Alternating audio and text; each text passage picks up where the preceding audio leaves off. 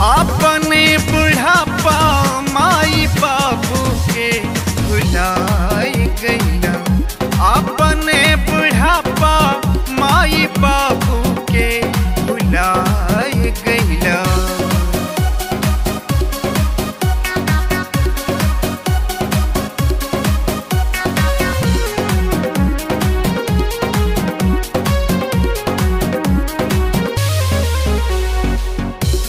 खाना नदी हैला, पानी नदी हैला, ठंडी के सीजन घर से दुरियाई दी हैला।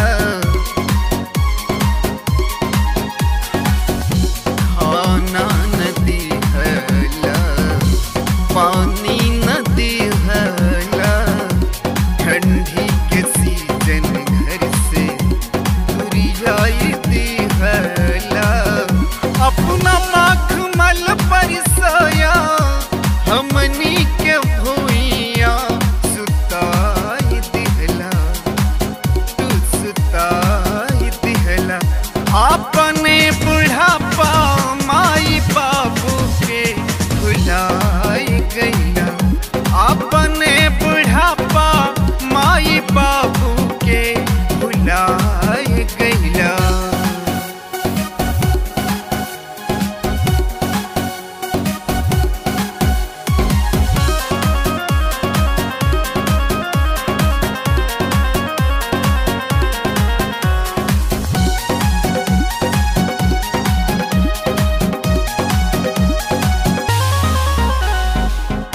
हम नाही खैली तोहके खियावली, कबहू न बेटा तोहके हम दूरियावली। हम नाही खैली तोहके खियावली, कबहू न बेटा तोहके हम दूरियावली। दूधवा के कीमत नहीं हमरे चुकौला, तू भुलाई गईला, तू भुलाई गईला। अपने बुढ़ापा माई बाबू के भुलाई गईला। अपने बुढ़ापा माई बाबू के भुलाई गईला।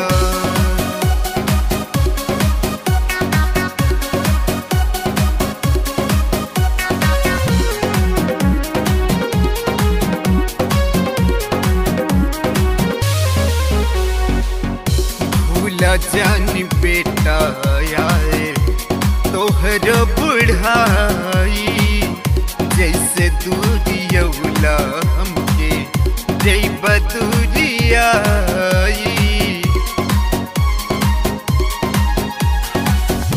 भूला जानी